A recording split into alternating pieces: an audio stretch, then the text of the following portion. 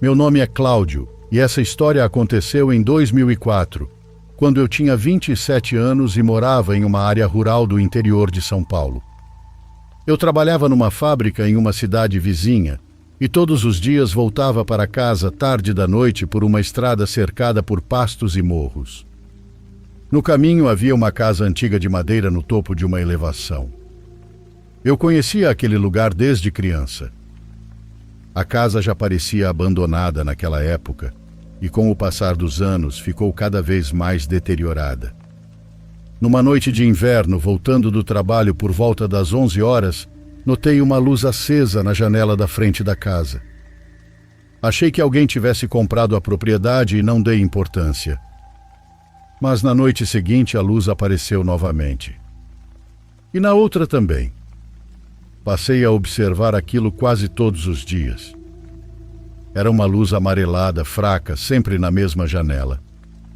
O estranho era que nunca vi carros, pessoas ou qualquer sinal de movimento no local. Algum tempo depois, comentei sobre aquilo com um morador antigo da região. Ele me disse que a casa estava vazia havia muitos anos.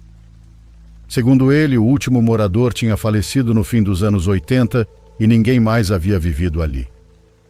A conversa ficou na minha cabeça. Num domingo, resolvi subir até a propriedade durante o dia. O mato estava alto, a varanda apodrecida e várias tábuas já haviam caído. Quando entrei, encontrei apenas poeira, folhas secas e sinais de abandono. Não havia móveis, energia elétrica ou qualquer coisa que explicasse a luz que eu via durante a noite. Voltei para casa mais confuso do que antes. Durante os meses seguintes, continuei vendo a mesma luz surgir na janela. Às vezes aparecia por vários dias seguidos. Em outras ocasiões desaparecia por semanas e depois voltava. Em 2008, uma tempestade derrubou parte do telhado da casa. A estrutura ficou tão comprometida que a prefeitura decidiu demolir o que restava da construção. Pouco tempo depois, não existia mais casa nenhuma naquele morro. Apenas o terreno vazio. Achei que aquele mistério finalmente tinha acabado, mas algumas semanas depois, voltando do trabalho, olhei por hábito para o topo da elevação. E senti um frio na barriga. A mesma luz amarelada estava lá. No mesmo ponto onde ficava a antiga janela, só que a casa já não existia mais. Reduzi a velocidade da moto e fiquei observando. A luz permaneceu parada por alguns segundos, então simplesmente desapareceu. Nunca mais a vi. Já se passaram muitos anos desde então. Talvez exista alguma explicação lógica para o que aconteceu. Talvez eu tenha interpretado algo de forma errada. Porém, até hoje, quando passo por aquela estrada, lembro desse acontecido esquisito.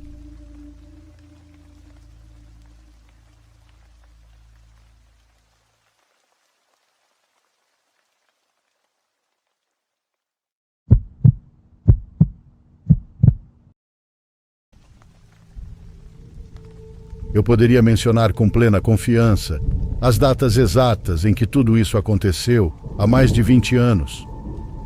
Eu estava na 5ª série, tinha acabado de completar 10 anos e na escola pediram que fizéssemos um breve trabalho para a aula de português. A professora me deu nota 6, porque, segundo ela, eu não havia respeitado nenhuma das regras.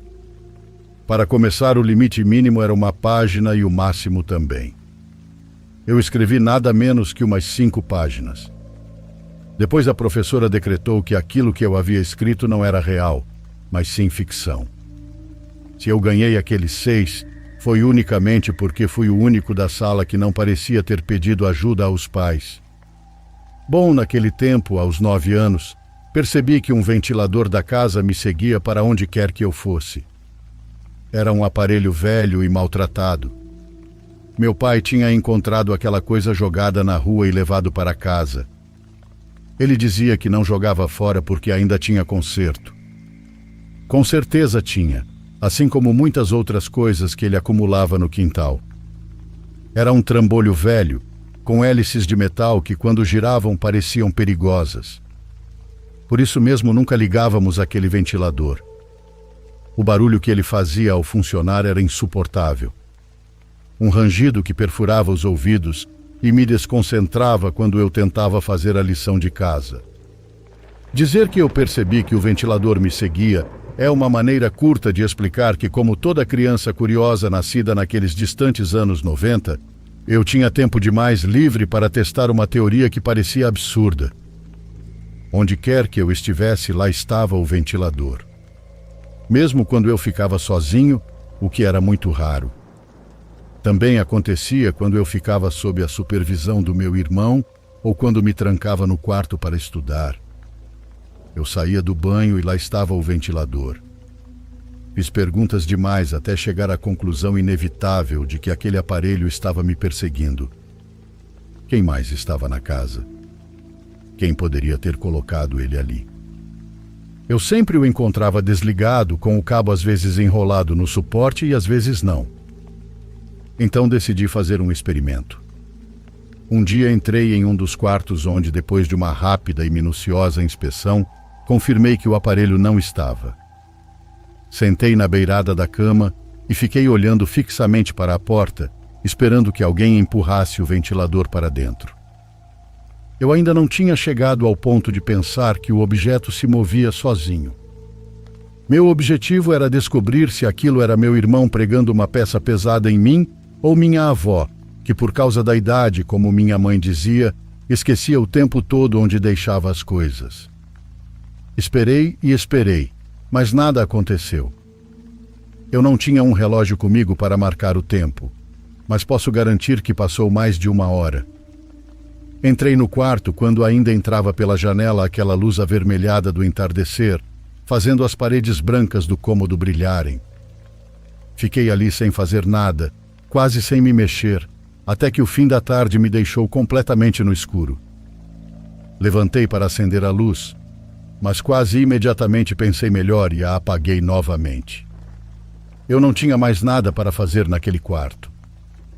Era melhor descer as escadas para ver se o jantar já estava pronto ou simplesmente ir brincar. Acendi o interruptor novamente apenas porque, pelo canto do olho, vi algo que fez meu corpo inteiro estremecer. O ventilador estava dentro do quarto, exatamente ao lado da cama, a poucos 3 passos de onde eu tinha ficado sentado. Senti um arrepio, mas foi mais por puro espanto. Eu não vi ninguém colocando aquilo ali. Também não vi o ventilador entrando sozinho, ou se movendo de maneira silenciosa. Peguei o aparelho e levei para um canto da casa onde meu pai tinha uma mesa de trabalho. Era o lugar onde ele geralmente deixava o ventilador quando o encontrava atrapalhando em algum outro lugar. Naquele dia, inclusive, meu pai não estava em casa. Só estavam minha avó e meu irmão, como eu já havia mencionado. Entre todas as coisas que eu não conseguia explicar, a que mais chamava minha atenção era que, apesar de o aparelho estar praticamente desmontando, ele não tinha feito o menor barulho. Só de levantar aquela porcaria ela estalava. Se você mexesse, as hélices raspavam contra a grade de metal. Se empurrasse, a base prendia no piso da parte da casa onde já havia cerâmica, ou arranhava o chão de cimento onde a construção ainda não tinha terminado. Não havia nenhuma maneira de ele ter chegado sozinho até aquele quarto sem que eu percebesse. Só seria possível se alguém tivesse carregado o ventilador no colo, tomando cuidado para que ele não fizesse absolutamente nenhum som. Depois daquela primeira descoberta, comecei a fazer testes de outro tipo. Mais rigorosos, se quiser dizer assim. Eu deixava o ventilador no andar de baixo e começava a contar quanto tempo demorava para subir até o meu quarto. No começo tive um problema nos meus cálculos. Eu colocava o cronômetro em um relógio de pulso antigo, mas acabava me distraindo. Esquecia de parar e, quando percebia, o ventilador já estava comigo. Quem sabe há quanto tempo?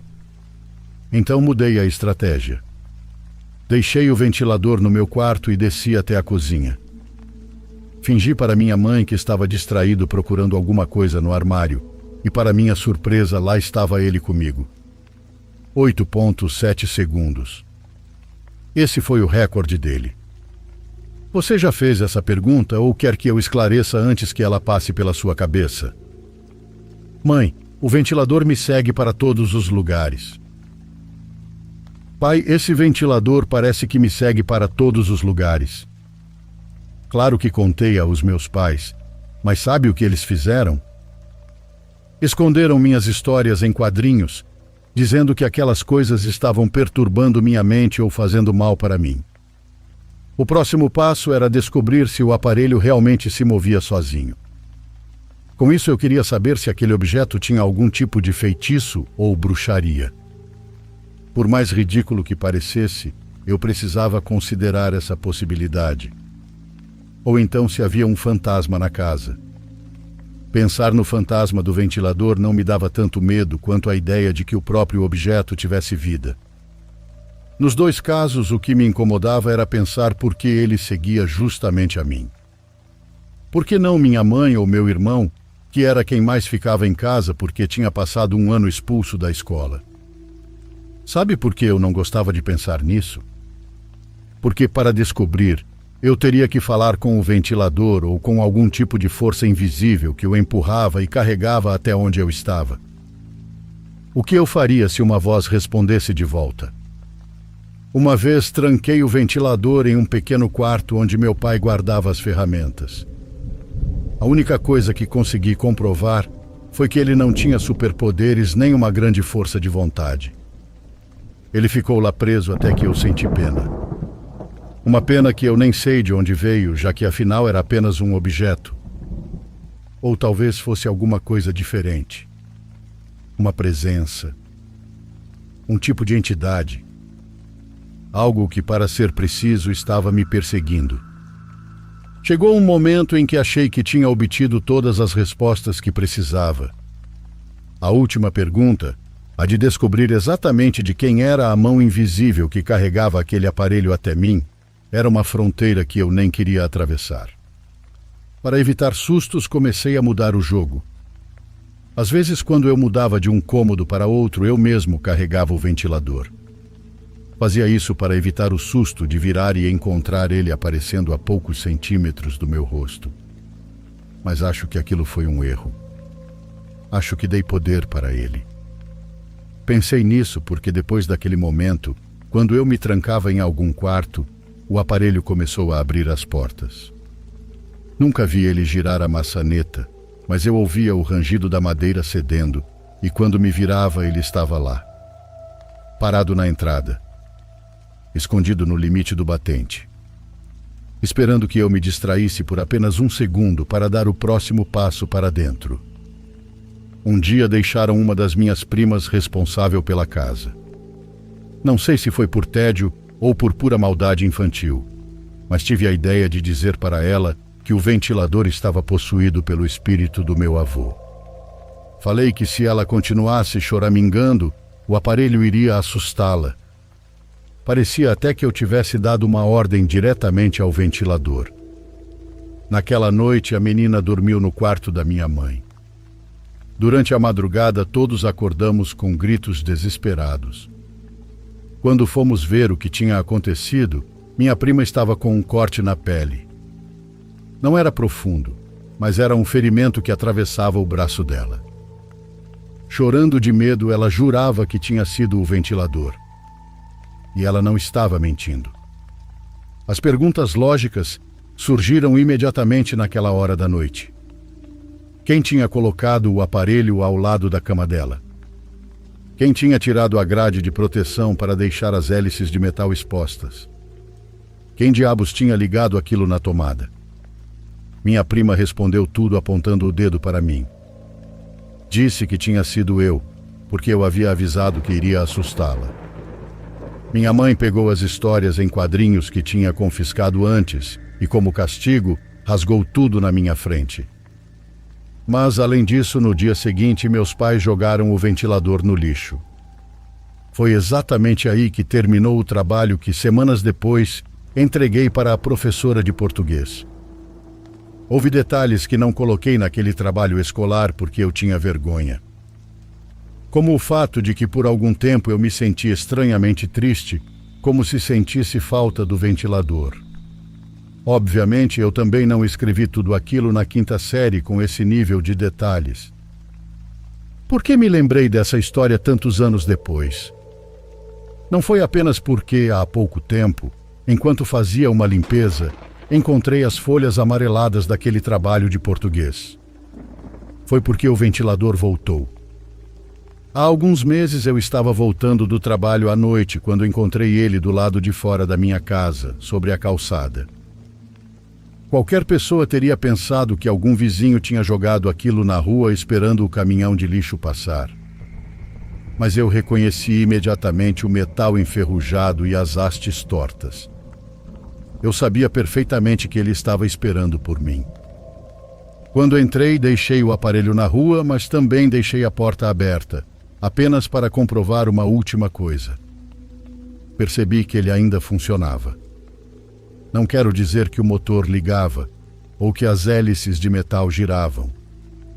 Quero dizer que ele ainda me seguia para todos os lugares. Naquela época, quando tudo começou, eu era uma criança de 9 anos que não tinha medo de muita coisa. Mas agora tenho uma esposa e filhas que dormem nos quartos ao lado.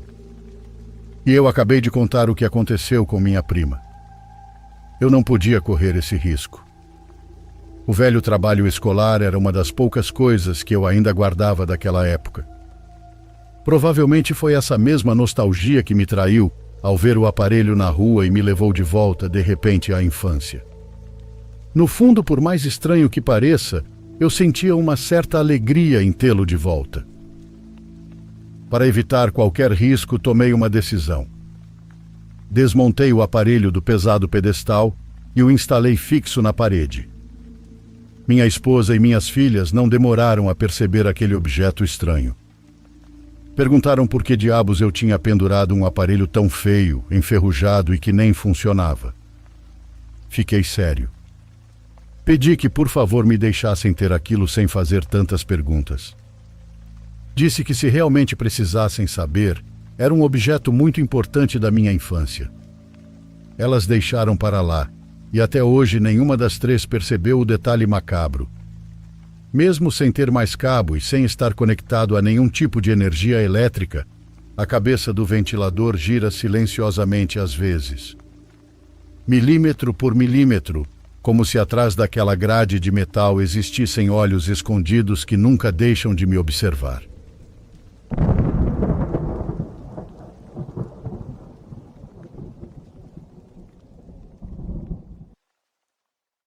Por favor, curta e se inscreva se você estiver gostando.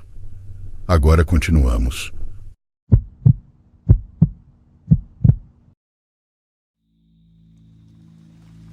Onde moro, no Rio Grande do Norte, há uma praia pequena que recebe muita gente, especialmente no verão e na Semana Santa. Faz alguns anos que aconteceu uma tragédia que marcou a comunidade. Apesar do tempo, ainda falam sobre isso. Um jovem de apenas 20 anos morreu afogado na praia. Ele estava numa festa com os amigos, já era de noite, estavam bebendo e se divertindo.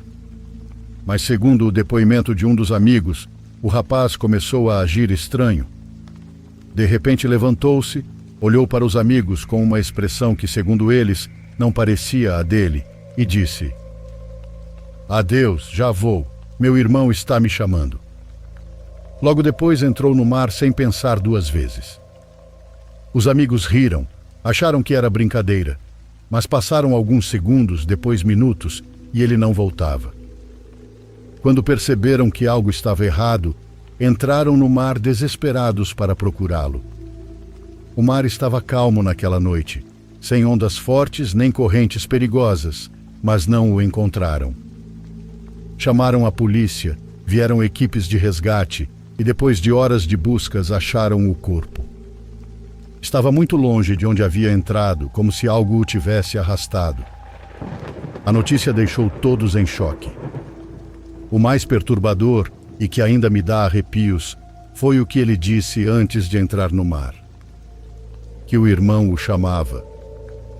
Isso porque ele tinha, de fato, um irmão mais velho que havia morrido anos antes, também afogado no mar. As pessoas começaram a murmurar que o fantasma do irmão o chamou e que o puxou para junto dele. Mas isso não faz sentido para mim, porque um irmão mesmo morto faria mal ao próprio sangue. Eu acredito que algo do mar se fez passar por seu irmão. Algo que não era humano.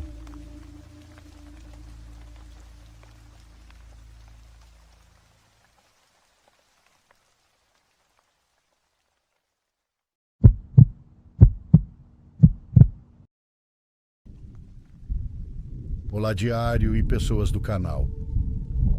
Acompanho o canal desde o ano passado, mas estava decidindo se escrevia ou não. De qualquer forma, estou contando isso porque durante muito tempo pensei que a pior fase da minha vida tinha sido a doença da minha mãe.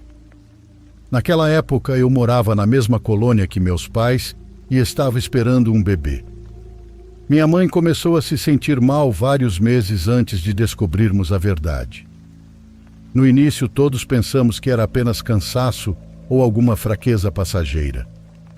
Ela dizia que sentia dores pelo corpo e que ficava exausta com coisas que antes fazia sem nenhum problema. Na colônia, muitas pessoas diziam que talvez ela precisasse se alimentar melhor. Outras recomendavam chás e remédios caseiros. Meus pais tinham um casamento muito bonito. Estavam juntos havia quase 20 anos e ainda se tratavam com muito carinho. Meu pai era sério com quase todo mundo, mas quando falava com minha mãe, sua voz sempre ficava mais suave. Para mim era normal vê-los assim, como se um não pudesse viver sem o outro. Por isso foi tão difícil aceitar que minha mãe estava definhando. Ela sempre foi uma mulher ativa e de repente começou a passar horas sentada. Dizia que só precisava descansar um pouco, mas a cada semana parecia mais fraca. Nós a levamos a médicos da região. Disseram que não parecia ser nada grave. Segundo eles, ela apenas precisava se cuidar mais e mudar alguns hábitos alimentares. Meu pai perguntou várias vezes se seria necessário levá-la para outro lugar. A resposta era sempre a mesma: que esperássemos e seguíssemos as orientações. Nós confiamos porque naquele momento não sabíamos o que mais fazer. Hoje entendo que em cidades pequenas, muitas vezes as pessoas demoram demais para procurar ajuda especializada. Além disso, costumamos acreditar na primeira opinião que recebemos. Esse foi o nosso erro, e ainda dói pensar nisso. Com o passar dos meses, minha mãe começou a sentir dores nos ossos. Caminhava mais devagar pela casa e se cansava até para subir alguns degraus. Minha irmã mais nova ficava assustada ao vê-la apoiar-se na parede para recuperar o fôlego. Meu pai tentava se mostrar forte diante dela. Dizia que logo tudo ficaria bem. Levava água, comida e tudo o que ela pudesse precisar, mesmo sem que ela pedisse. Depois de várias semanas sem nenhuma melhora, decidimos levá-la para a cidade. Meu pai disse que já não podíamos continuar esperando. Juntamos dinheiro de onde foi possível e saímos ainda de madrugada. Após vários exames, o médico nos deu a notícia. Minha mãe tinha uma doença muito grave. Uma daquelas doenças que levam a vida de milhares de pessoas todos os anos. Não vou mencionar o nome porque nem gosto de repetir. Só sei que naquele instante senti como se o chão desaparecesse sob meus pés. Ela corria o risco de perder um dos seios. Meu pai ficou olhando para o médico sem conseguir responder. Minha mãe abaixou a cabeça e apertou a bolsa que carregava sobre as pernas. A partir daquele dia, tudo mudou. Consultas, exames e viagens passaram a fazer parte da nossa rotina. Cada ida à cidade nos deixava mais cansados e com menos dinheiro. Meu pai começou a vender algumas coisas para cobrir os gastos. Às vezes pedia dinheiro emprestado. Em outras, apenas ficava em silêncio diante das contas. Não queria preocupar minha mãe, mas era impossível esconder tanta pressão. Então veio uma das etapas mais difíceis. Minha mãe precisou passar por uma cirurgia e perdeu um dos seios. Foi um golpe devastador para ela e para todos nós. Ela caminhava devagar e evitava se olhar no espelho. Meu pai a ajudava a se deitar com um cuidado enorme, como se tivesse medo de machucá-la apenas ao tocá-la. Ela tentava não reclamar. Às vezes dizia que não deveríamos gastar tanto dinheiro com ela, mas a doença continuava avançando. Havia dias em que não queria comer e só pedia para descansar. Em outros tentava sorrir para não nos preocupar, embora todos soubéssemos o quanto estava sofrendo. Meu pai foi quem mais mudou. Na frente dela falava com tranquilidade e prometia que tudo daria certo. Mas quando ficávamos sozinhos, ele desabava. Abraçava-me com força e chorava como uma criança. Dizia que não sabia o que faria sem a esposa. Eu queria consolá-lo, mas também não tinha palavras para uma dor tão grande. Pensava em todas as vezes em que minha mãe reclamou dos sintomas e nós acreditamos que era algo passageiro. Também pensava em como confiamos demais em uma única opinião médica. Por isso digo hoje que ninguém deveria esperar até que o corpo já não aguente mais. À medida que minha mãe enfraquecia, meu pai se tornava cada vez mais desesperado. Já não tinha apenas medo de perdê-la. Também sentia raiva, porque os tratamentos pareciam não ser suficientes. Uma tarde o encontrei sentado do lado de fora da casa. Seus olhos estavam vermelhos e suas mãos cerradas. Ele me disse que faria qualquer coisa para ver minha mãe saudável novamente. Achei que estivesse falando em conseguir mais dinheiro ou procurar outro médico. Pensei que estivesse apenas desabafando. Naquele momento eu não fazia ideia de até onde o desespero poderia levá-lo. Ele disse que os médicos já tinham feito tudo o que podiam e que talvez existisse outra forma de salvar minha mãe. Acreditava que algum bruxo poderia ajudá-la. Eu não soube o que responder. Entendi a sua dor, mas também senti medo ao ouvi-lo falar daquela maneira. E embora eu acreditasse que a doença da minha mãe fosse a pior coisa que poderia acontecer conosco, eu estava enganada. O que meu pai fez por desespero acabou atingindo toda a família. Foi ali que começou a parte mais sombria da nossa história. Durante aquele período, meu pai começou a procurar bruxos. Não sei de onde ele tirava dinheiro, porque já estávamos praticamente sem nada. Mesmo assim, sempre encontrava uma forma de pagá-los. Isso me dava medo e tristeza ao mesmo tempo. Eu o via depositar suas esperanças em qualquer possibilidade. Nessa época, a doença da minha mãe já estava muito avançada. Minha irmã e eu tentávamos estar presentes o tempo todo. Meu pai permanecia ao lado dela, mas seu desespero só aumentava. Ficava furioso quando os médicos explicavam que o estado dela era crítico. Para ele, aquilo soava como desistência. Certo dia, meu marido conversou com o médico e pediu sinceridade. O médico respondeu que continuariam cuidando dela, mas também explicou que sua condição era extremamente delicada e que precisávamos estar preparados. Depois disso, meu pai começou a falar de um bruxo que havia conhecido. Dizia que era um homem muito bom e que muita gente o procurava quando os médicos já não podiam ajudar. No início, minha irmã Valentina e eu recusamos a ideia. Eu dizia que minha mãe precisava de descanso e acompanhamento médico. Mas meu pai insistia com uma tristeza tão profunda que aos poucos acabou nos convencendo. Foi assim que começamos a levar minha mãe até aquele homem. Depois de algum tempo, ela já não podia mais ser transportada com facilidade. O bruxo passou a visitar nossa casa de vez em quando, porque ela dependia de oxigênio e quase não conseguia se levantar. Na primeira vez que apareceu, trouxe uma bolsa velha e vários objetos embrulhados em panos. Falava com muita convicção. Dizia que podia retirar todo o mal do corpo dela. Nós continuávamos pagando o oxigênio, as consultas médicas e os medicamentos. Além de tudo isso, meu pai ainda entregava dinheiro ao bruxo como se fosse mais um tratamento. A casa já não parecia a mesma. Eu havia voltado a morar lá para ajudar. Valentina também estava com meus pais porque ainda cursava o ensino médio. Tudo parecia triste e sem vida. Havia roupas dobradas sobre as cadeiras e medicamentos espalhados pela mesa. O som constante do oxigênio preenchia os silêncios da casa. De vez em quando, minha mãe acordava um pouco melhor. Abria os olhos e conseguia conversar conosco por alguns minutos. Isso me confundia muito. Comecei a pensar que talvez o bruxo realmente estivesse ajudando de alguma forma. Meu pai se agarrou ainda mais a essa ideia. Toda vez que minha mãe demonstrava alguma melhora, ele dizia que o trabalho estava funcionando. Mas depois vinham os dias ruins. Em um dia ela parecia mais tranquila. No seguinte, afundava novamente.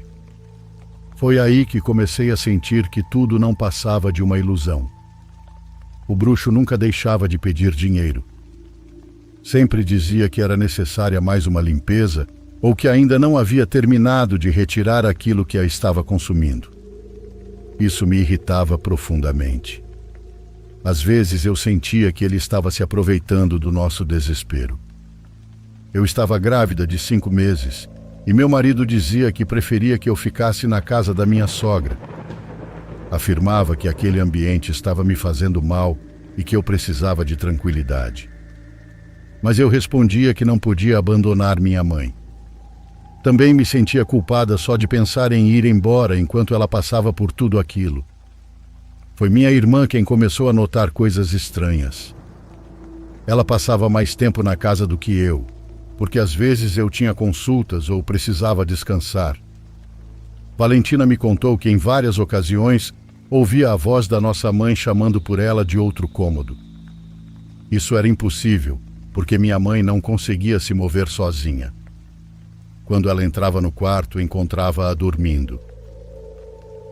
Às vezes, ela ainda estava usando a máscara de oxigênio e nem sequer havia saído da cama. Tentei dizer que talvez fosse apenas cansaço. Também disse que a mente pode nos pregar peças quando estamos vivendo sob tanta pressão. Mas no fundo fiquei inquieta. Depois ela me contou que durante a noite ouvia nosso pai rezando muito baixinho. Não era diante do altar de santos que tínhamos em casa. Segundo Valentina, ele se colocava em um canto onde antes não havia nada. Ali mantinha uma vela acesa e murmurava palavras quase sem mover os lábios. Quando ela se aproximava, ele apagava tudo ou fingia que estava organizando alguma coisa.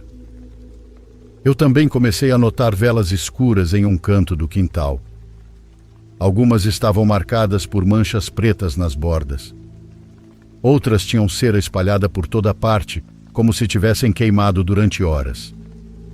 Certa tarde resolvi confrontá-lo. Perguntei o que ele estava fazendo e por que escondia aquelas velas.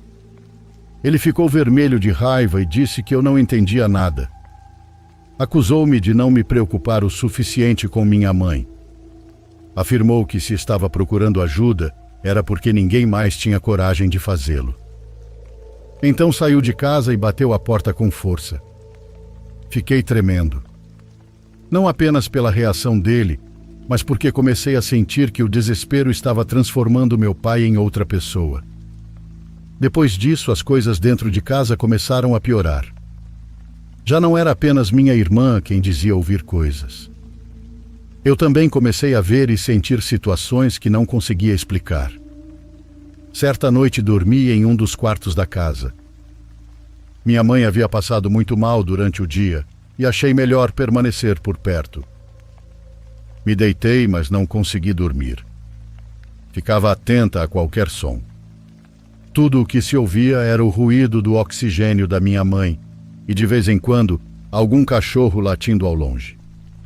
Foi então que ouvi algo vindo de dentro do guarda-roupa. No começo, parecia apenas madeira rangendo. Me virei na cama e fiquei olhando para o móvel.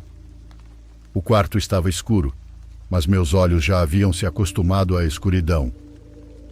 Eu conseguia distinguir a forma dos móveis e a porta de correr do guarda-roupa. Passaram-se alguns segundos e o som se repetiu. Desta vez foi diferente. Pareceu que algo havia se movido rapidamente dentro do armário. Pensei que talvez fosse algum animal. Na colônia, às vezes lagartos ou ratos entravam nas casas. Fiquei imóvel. Não queria me levantar, mas também não conseguia fechar os olhos. Sentia aquela pressão no peito que surge quando sabemos que algo não está certo. Então vi a porta do armário se mover. Era uma porta de correr e se abria com muito pouca força. Primeiro deslizou apenas um pouco. Eu me sentei na cama. Senti todo o meu corpo gelar. A porta continuou se abrindo devagar e o som da madeira pareceu alto demais naquele silêncio. Recuei sem tirar os olhos dela. Queria gritar, mas minha voz não saía. Quando a porta ficou mais aberta, vi algo lá dentro. Era como se alguém estivesse espiando da escuridão do armário. Consegui distinguir uma forma parecida com uma cabeça. Não vi um rosto completo, apenas uma sombra com volume. Mas por um instante surgiu um brilho rápido nos olhos, como se algo tivesse refletido a pouca luz do quarto. Desci da cama quase sem pensar. Caminhei rapidamente até o interruptor e acendi a luz. O clarão machucou meus olhos e precisei desviar o olhar por alguns segundos. Quando consegui enxergar direito, não havia ninguém. O armário estava aberto. As roupas estavam penduradas como sempre, mas a porta continuava deslocada para um lado. Eu não tinha coragem de olhar lá dentro. Sentia as pernas fracas e o coração batendo com força. Apaguei a luz do quarto e saí quase correndo. Naquela noite fui dormir com minha irmã. Entrei no quarto dela e ela se sentou imediatamente na cama. Perguntou o que estava acontecendo, pois percebeu que eu estava muito nervosa. Contei em voz baixa o que havia acontecido com o armário. Enquanto falava, percebi que minhas mãos ainda tremiam. Foi então que minha irmã me confessou algo que vinha ouvindo havia algum tempo. Às vezes, durante a noite, ela escutava passos dentro do próprio quarto. Dizia que pareciam os passos de alguém usando sandálias ou arrastando os pés. Perguntei se o som poderia vir do corredor. Ela respondeu que não. Garantia que os passos estavam dentro do quarto, mesmo quando a porta permanecia fechada. Contou que certa vez ficou imóvel na cama. Os passos se aproximaram, depois teve a sensação de que haviam parado exatamente ao lado dela. A escuridão do quarto parecia mais forte enquanto conversávamos. Lá fora quase não se ouvia nada. Apenas o som do aparelho de oxigênio da minha mãe atravessando a casa. Antes, aquele som me trazia certa tranquilidade. Era um lembrete de que ela ainda estava respirando. Mas naquela noite parecia triste e pesado. Comecei a prestar mais atenção em meu pai. Durante aqueles dias, ele vinha fazendo coisas estranhas durante a noite. Às vezes saía para o quintal quando todos acreditávamos que já estava dormindo. Eu o observava pela janela da cozinha. Conseguia ver apenas sua silhueta se movendo na escuridão. Em várias ocasiões parecia se ajoelhar ou se inclinar sobre a terra. Certa noite fiquei observando por mais tempo. Vi quando ele se abaixou em um canto do quintal. Parecia estar enterrando alguma coisa ou arrumando algo no chão. A cada dia ele parecia mais envolvido com coisas obscuras. Já não falava de esperança como antes. Falava como se estivesse travando uma batalha secreta contra algo que nós não compreendíamos. Numa dessas noites, vi meu pai voltar do quintal. Entrou na cozinha com as mãos sujas e a camisa colada ao corpo pelo suor. Eu estava ali e já não consegui ficar calada. Disse que precisávamos apoiar minha mãe com amor, que podíamos rezar por ela e acompanhá-la sem nos envolvermos com coisas estranhas. Tentei falar com calma porque não queria discutir. Ele me olhou com uma mistura de cansaço e irritação. Disse que sua esposa estava melhorando graças ao que ele estava fazendo. Expliquei tudo o que vinha acontecendo na casa. Falei dos passos, da voz que minha irmã ouvia e do que eu tinha visto no armário. Esperava que ao menos se preocupasse conosco. Mas ele se irritou. A luz da cozinha estava fraca naquela noite. Sob aquele brilho amarelado, percebi que ele estava mais pálido do que o normal. Tinha olheiras profundas e os olhos afundados. Meu pai parecia outra pessoa. Depois lavou as mãos em silêncio, apagou a luz e foi para o quarto onde minha mãe estava. Pela primeira vez pensei que talvez meu marido tivesse razão e que aquela casa já não era um bom lugar para mim. Durante aqueles dias, minha gravidez também começou a apresentar complicações. Eu estava bem até pouco tempo antes, mas de repente surgiram dores e o medo de perder meu bebê. Meu marido e eu estávamos muito preocupados. Ele dizia que tudo aquilo podia ser consequência do estresse. Eu tentava não ouvi-lo muito, porque me doía pensar em deixar minha mãe. Sentia que se fosse embora, estaria a abandonando. Um dia a dor ficou mais intensa. Meu marido me levou para uma consulta e os médicos disseram que havia risco para a gravidez. Ouvir aquilo me abalou profundamente. Meu bebê era a única coisa boa que eu sentia existir em meio a tanta tristeza. Naquele momento eu ainda não sabia que meu pai também estava envolvendo minha gravidez em seus trabalhos de bruxaria. Só descobri isso depois. Minha mãe continuava muito grave. A cada dia parecia mais distante de nós.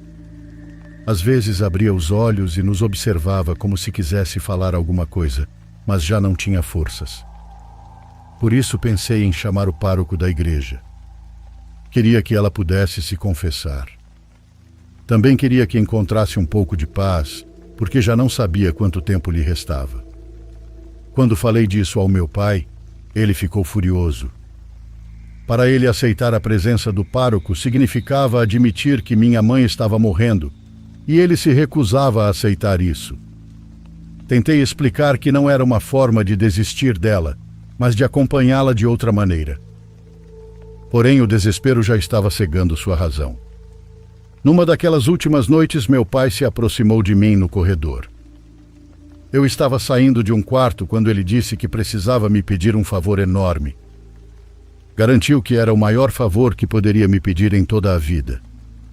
Pensei que ele precisasse de dinheiro ou ajuda para encontrar outro médico, mas a maneira como me olhava me deixou nervosa. Parecia estar ensaiando aquelas palavras havia muito tempo. Então ele disse que deveríamos enxergar meu bebê como um presente.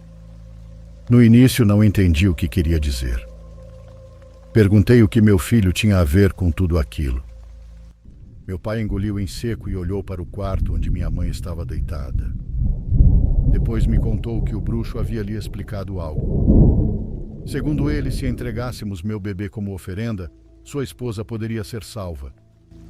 Fiquei sem voz. As palavras dele pareciam não fazer sentido. Era meu pai quem falava, mas ao mesmo tempo parecia outra pessoa. Por alguns segundos achei que tivesse ouvido errado. Então me lembrei das dores que vinha sentindo, do risco de perder meu bebê, e tudo se misturou dentro do meu peito. Quase chorando, perguntei se ele havia trabalhado com o bruxo contra a minha gravidez. Ele ficou em silêncio, e seus olhos se encheram de lágrimas. Aquele silêncio foi pior do que qualquer resposta. Então disse uma frase que jamais esquecerei. Falou que eu poderia ter outro filho depois, mas que jamais teria outra mãe. Naquele momento senti meu coração se partir. Ele já não estava pensando com clareza. Eu não conseguia acreditar que estivesse falando do meu filho como se fosse um objeto. Afastei-me dele sem saber o que dizer. Tive medo de vê-lo tão convencido daquilo. As pernas tremiam e um terror que eu nunca havia sentido tomou conta de mim. Respondi que jamais permitiria que tocassem no meu bebê. Naquele instante liguei tudo à bruxaria. Pedi que minha irmã fosse embora comigo, mas ela recusou. Disse que não podia deixar nossa mãe sozinha. Afirmava que jamais se perdoaria se estivesse longe dela em seus últimos momentos. Minha mãe agonizou por mais 3 noites. Foram as noites mais longas e dolorosas da minha vida. Às vezes parecia descansar, mas logo voltava a sofrer com uma respiração pesada e difícil. Infelizmente, após essas 3 noites, ela morreu. Todos nós já sabíamos que seu corpo não resistiria por muito mais tempo, mas quando aconteceu, senti que algo dentro daquela casa também perdeu as forças. No fim, conseguimos trazer o pároco. Meu pai resistiu no começo, insistindo que ela ficaria bem, mas eu e minha irmã insistimos até que ele aceitou. O padre chegou numa tarde e entrou no quarto com muito respeito. Minha mãe estava extremamente fraca, mas ainda conseguiu ouvi-lo. Isso me trouxe um pouco de paz em meio a toda aquela dor. Quando ela morreu, a casa mergulhou em um silêncio terrível. Minha irmã chorava sem conseguir respirar direito. Eu permaneci parada na porta do quarto, com as mãos sobre a barriga. Sentia tristeza, mas também sentia medo. Parecia que toda aquela escuridão havia permanecido conosco. Depois do enterro, fui procurar o bruxo. Fui tomada pela raiva e pelo medo. Precisava confrontá-lo por ter colocado tantas ideias na cabeça do meu pai. Disse que ele havia se aproveitado do desespero de um homem que estava sofrendo. Mas ele não demonstrou nenhum arrependimento. Expulsou-me de sua casa quase imediatamente. Disse que não queria me ver por perto. Seu olhar não se desviava da minha barriga. Não senti aquilo apenas como uma ameaça contra mim. Senti como se ainda existisse algo pendente envolvendo meu bebê. Mas a parte mais triste foi ver meu pai definhar pouco a pouco. Era como se uma parte dele tivesse morrido junto com ela. Tentei me aproximar. Disse que o perdoava pelo que havia falado sobre meu filho. Ele passava horas sentado no quintal, olhando para um canto onde antes acendia velas. Às vezes parecia ouvir alguma coisa. Virava a cabeça rapidamente em direção à porta ou ao corredor, depois permanecia imóvel como se não quisesse que percebêssemos. Eu sentia que algo o atormentava.